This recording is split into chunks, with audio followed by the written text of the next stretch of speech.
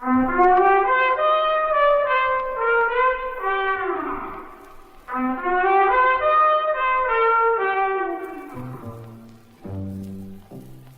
a private investigator means two things.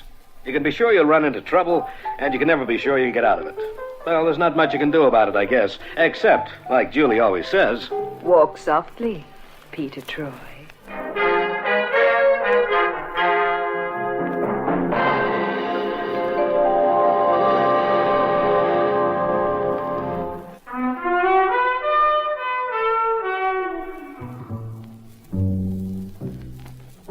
Well, friends, you will have noticed that the cases I recount to you from time to time all seem to have one thing in common. Somewhere along the line, there always seems to be a cute little doll involved in the setup. Well, maybe I'm a sucker for a pretty ankle and a sigh for help. And talking of ankles brings me to the case in point. This one's filed under the heading, Too Many Maids A-Moping. Why? Because there were 18 pairs of the cutest ankles you ever did see involved. Scene, the backstage dressing room of the chorus line of the show, Gals Galore. Time, 11:15 p.m. The curtains just come down, and the Gals Galore come streaming into the place.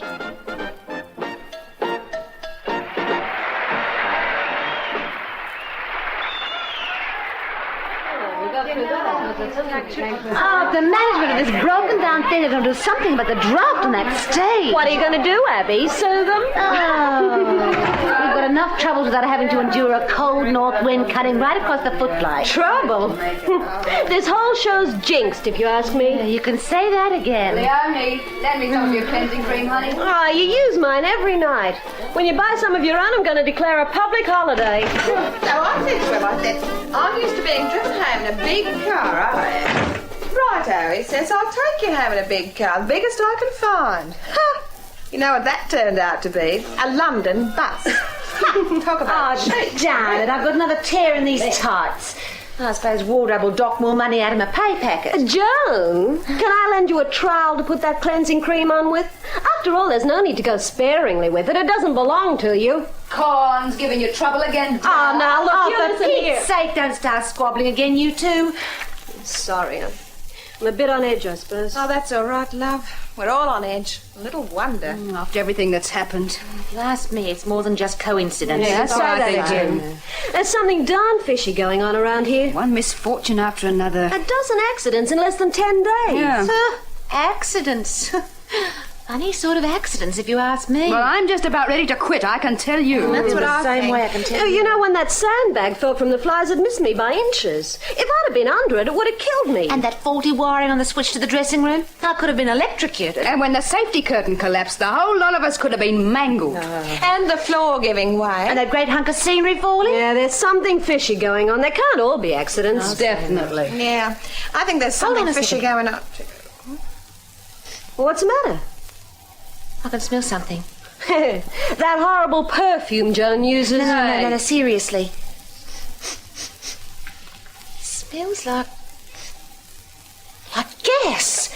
Gas? It seems to be coming from on top of that electric light bulb. Oh, yeah. Hey, look, there's a cloud of stuff drifting down. Oh, gosh. Oh, let's get out of here. Oh, come on. Come on, Abby. Open up the door before we all suffocate with that stuff.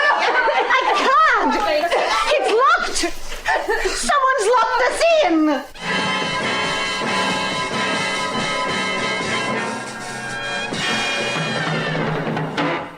in. You'll be pleased to know that none of the gals suffered because of the gas. Some bright spark threw a shoe through the window, and a couple of the stagehands heard the ruckus and broke down the locked door. But the ladies were a bit unnerved by their experience. The latest in a long line of mishaps. Now, it so happens I knew one of the Coreans quite well. Abby, Miss Abigail Peters. She begged me to look into the matter.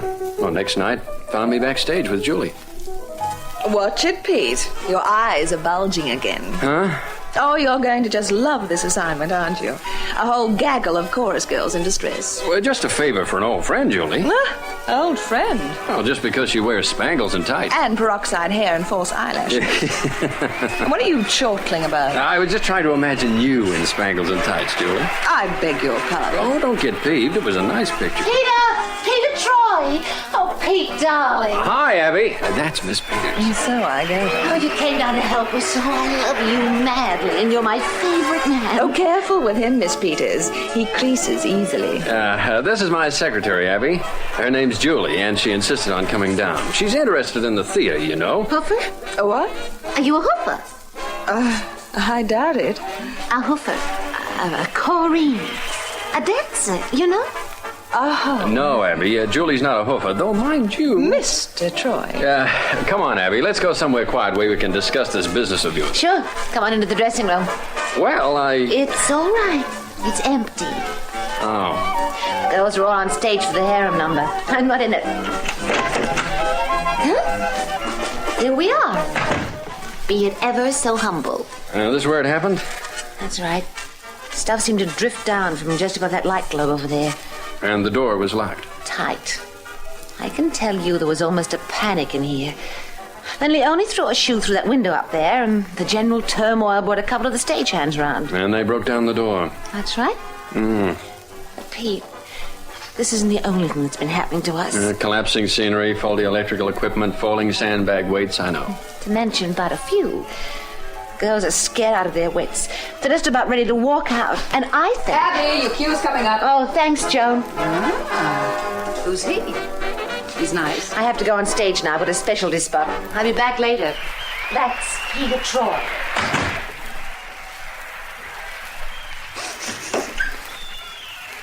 You know, I can still smell a trace of that stuff. That's not gas. Well, whatever it is, it's darned unpleasant. It reminds me of school days. School days? That's right, school days. It's a stink bomb. We used to manufacture them during chemistry sessions. Oh, what nasty little boys you must have been. Yeah, until the light go. Oh, you hit on something? I think so. Yeah. This is the stuff, all right. Cute idea, but not original. Stick a pellet on top of the light bulb when it's out. Yeah. Then when you switch on the light, the heat from the globe activates the pellet. That lets off the smell. It's not dangerous, but it's pretty unpleasant. But for all the girls knew, it could very easily have been a poisonous gas. A particularly vicious practical joke, if you ask me. Yeah. Or was it a practical joke? To me, all this seems like a deliberate plan to intimidate the girls. But why? And there's another point. Yeah? Why haven't they called in the police yet? Yeah, remind me to ask Abby that. In the meantime, we've at least solved the mystery of the gas. Now, let's have a look at that door. It was locked when they tried to get out, wasn't it? Uh-oh. What's the matter? It's happened again. The door? Locked. Wait, you mean we can't get out? That's right. Now, I wonder... What are you looking around for? For something to happen, honey bun. Last time that door got locked, a stink bomb was let loose in here. Now, this time... Pete? Yeah? I can smell something burning.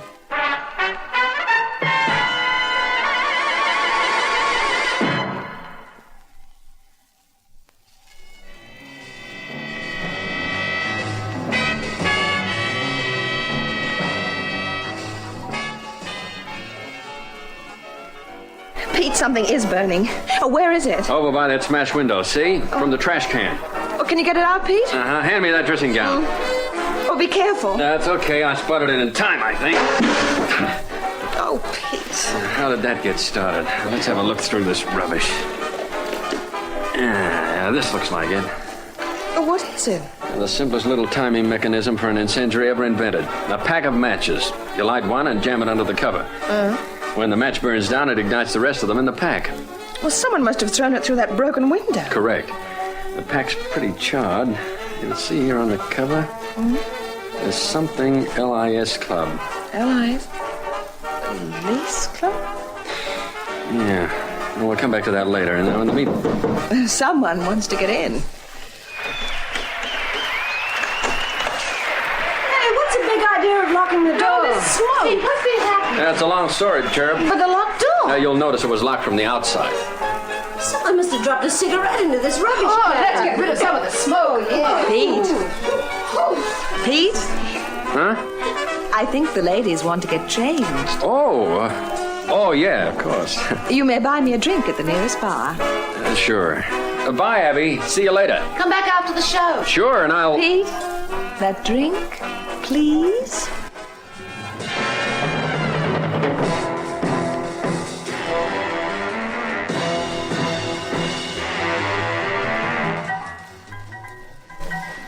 Abby, that little attempt at arson was designed specifically to scare yours truly away from the scene. And? By someone who knew Abby'd sent for me. Someone who knew I was having a look around that dressing room at that specific time. Well, Pete, it could be anyone. The doorkeeper of the theater, the manager, the stage director. They all knew. Julie, that list of people you just rattled off. Yeah. All men. So? Why? What do you mean, why? You think there's a man behind all this? Oh, well, I don't. But if you... I think it's a girl. Maybe even a Coraine. Oh. Now, why do you say that, Perry? Perry? Oh, sorry. Mr. Mason. If a man had wanted to scare me off the case, he wouldn't have dropped a match into that rubbish can. He'd have waited in some dark alley as I was leaving the place. Used his fists or blackjack as an argument. That's logical. But that incendiary effort... Woman's work? I think so. Then who? And why? I don't have the answer to either of those questions. But I could take a guess. I'm listening. Someone wants that show to fold. It's a thought. But why? Someone wants the show to flop. So they figure the best way of making a girly show fall to pieces is by scaring the girlies half out of their poor little cotton-picking minds. That's a good theory, Pete. The best one I can offer right now. Anyway, it gives us a starting point.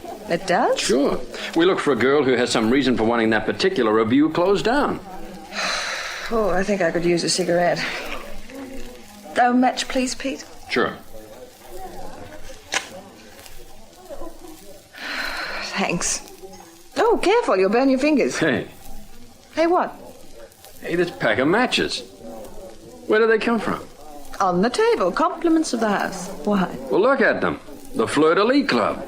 Well, that's the name of this place. The Fleur de Lis Club. Get it? L-I-S. L-I-S Club. Those matches that were dropped into the rubbish can, they came from this place.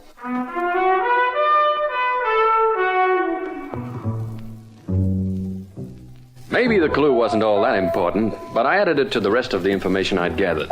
The Fleur de Lis Club was right next door to the theater, and I guess most of the cast and staff would drop in there at some time or other. So maybe the pack of matches wasn't all that significant. But I clutched at straws on account of I really had so little to go on. And there was that ugly feeling at the back of my mind, the feeling that this was only the prelude. The vicious little jokes were going to get more serious. There was a pattern building up. I'd seen this sort of thing before. Sometimes it ended in murder. So what with this and that, I figured it was about time my old buddy Inspector Caswell of Scotland Yard was brought into the act. Troy, this is a job for the local divisional police, not for Scotland Yard. There's someone committing a nuisance at that theatre, that's all. Now, you're so right. Setting fire to the joint is certainly committing a nuisance, all right. Now, Troy, don't exaggerate. Exaggerate? I nearly got myself incinerated. Now, let's not fool around, Inspector. That whole theater could have gone up in smoke, and me with it. No such luck. You're not going to take any action, then? Look, you reported to the local divisional station. And nuts. Now, look, Troy, I'm a very busy man. Doing what? You know, from somewhere I got the crazy mixed-up idea that it was Scotland Yard's job to combat crime in this city. The constable on the beat can handle this particular crime very nicely, thank you. Now, look, maybe I haven't got this across to you. I have a bad feeling about this deal. Try bicarbonate of soda. Now, this is no time to be making with a funny patter. Oh, be a good fellow. And don't slam the door as you go out. Oh, go find some old lady's lost poodle. Thank you, Troy. Oh. Oh, hello. Inspector Caswell here. Put me through to Superintendent Hayden Marshall, will you? Thanks. Oh, hello, Super. Caswell here. I've just had a very irate private investigator in here. Yeah, that's right, Peter Troy. Seems he's been putting in some time down at the Islington Empire Theatre. Yes, and from what he says, it would seem that our man's made his move. No, Troy doesn't know the score, yet. But I'll wager it won't be long before he stumbles onto something. He, has a habit of doing that, you know. Yes, I think we'd better double our watch on the place. Anything's liable to happen now.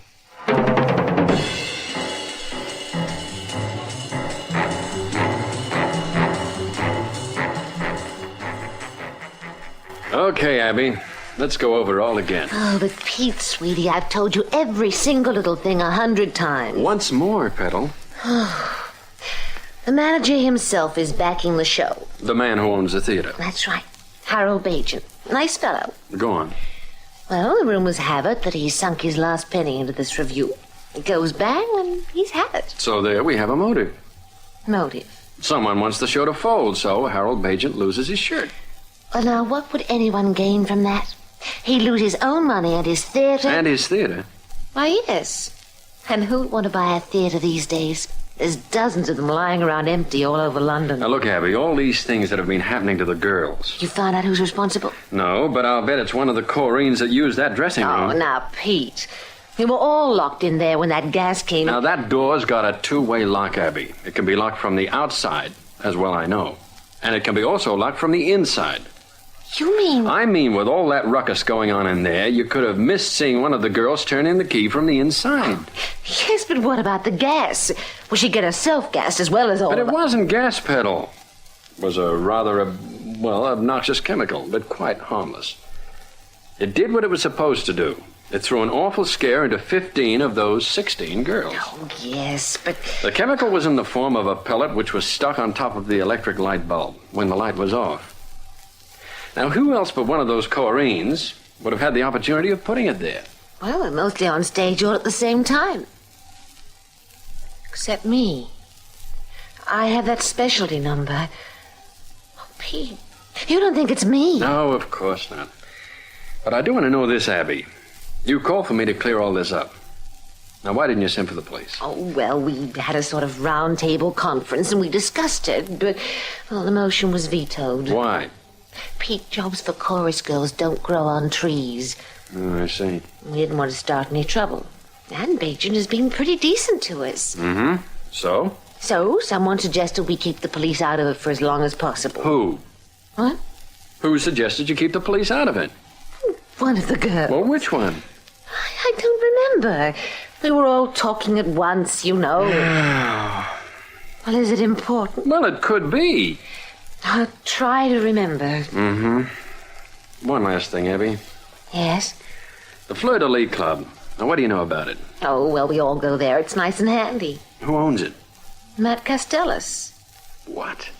Well, of course, everyone knows he's been in trouble with the police. He only came out of jail a couple of months ago. Well, he's caused no trouble, and well, he's been good to us. Any of the girls really friendly with him? Pete, I don't honestly know. Oh, okay, sugar. We'll leave it at that. I'd better be making a move anyway. Sure you wouldn't like a drink, Pete? You don't have to rush away, do you? Don't tempt me, Abby. I'm notoriously weak-willed. Pete? Night, baby. See you at the theater, huh? Night, Pete. Night.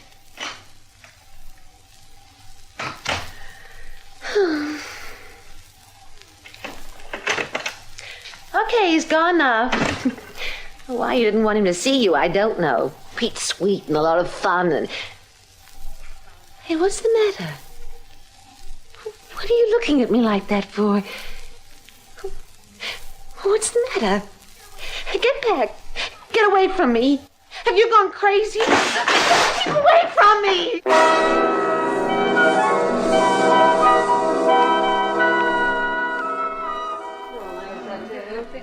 Hey, has anyone seen Abby?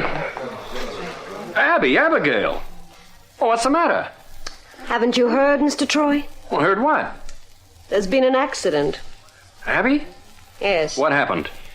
She fell out of the window of her apartment When? about an hour and a half ago. Hey, is she... She's in hospital. They still don't know how badly she's hurt. An hour and a half ago. But I was with her then. She was all right when I left. Fell out of the window. We don't know whether she fell out or was pushed out. And you were with her? Well, yeah, but... Well, all right. But don't look at me like that. Oh, I'm sorry. I suppose we're all a bit jittery. Abby was a good kid. I know. And this was a final straw. We're through, Mr. Troy. Finished. Finished? Yeah, that's right. No one will go on now. We're just waiting for Mr. Bajan to pay us our money. And then we're leaving. No show tonight, huh? Nope. But... That old saying about the show must go on, there are exceptions. This is one of them. Then Bajan's finished. Yes, I'm afraid so. So they succeeded. What? Nothing, just thinking aloud. Well, they're closing up the theater now. Well, let's go. Aren't you coming, Mr. Troy? No, They'll lock you in. that's right. Will you be here all alone? I don't think so. I'll be waiting for someone. You'll, have a lonely wait. But not for long, I hope.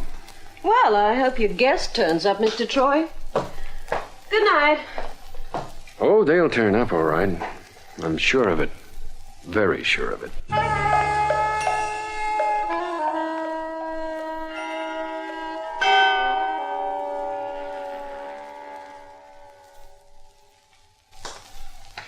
Mr. Troy? Mr. Troy? Are you there? Yeah, I'm here. Joan, isn't it? That's right. Forget something? Yes, my makeup kit. Uh-huh. Where are you? I can't see it. So dark in here. Isn't it, though? And, I'm a little scared, Mr. Troy. I'd, appreciate it if... Oh, I doubt it, Joan. What? I doubt if you're scared of the dark. What do you mean? You're a very self-reliant girl, Joan. Am I? So's that husband of yours, Husband? Matt Castells. I think you must have made some mistake. No, you and Castells were married 10 years ago in Paris. Indeed. Just before he pulled that gold bullion heist. I don't know what you're talking about. He held up and robbed an armored car not 2 blocks away from this theater. Mr. In fact, Troy. he was captured right here in this theater. Just about where you're standing now. But they didn't find the bullion. Didn't they? It was late at night. This theater was a movie house then. He and these boys broke in and hid the bullion someplace. His 2 sidekicks decided to shoot it out with the police. They didn't make it. All right, Mr. Troy. You got the story right in just about every detail. Well, that's gratifying. But it's not going to do you any good. I'm standing right beside the master switch. I pull it, and this theater is flooded with light. And in my hand, I'm carrying a gun. Don't do it, Joan. The next one won't miss. Drop the gun, Mrs. Costello. We have this place surrounded. Caswell? Show's over, Troy. Curtain's coming down. Oh, now, wait a minute. All right, Mrs. Costello, let's not have any trouble. Sorry about this bit of deception, Troy, but it was rather necessary. You see, we've had Costello under observation ever since he came out of prison. We'd seen him meet Joan, so we investigated her background. Incidentally, Joan, where is the bullion? You're so clever. You find out. Oh, we've got a theory. You see, obviously they couldn't just walk into the theatre and get it out, so it must be almost inaccessible.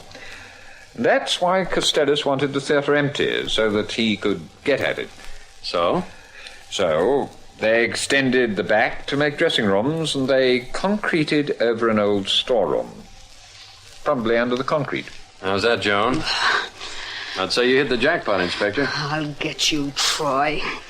If it hadn't been for you... Yeah, she doesn't look half so pretty when she's scowling, does she? You'd better walk mighty softly from now on, Peter Troy. And carry a big stick. Night, Joan.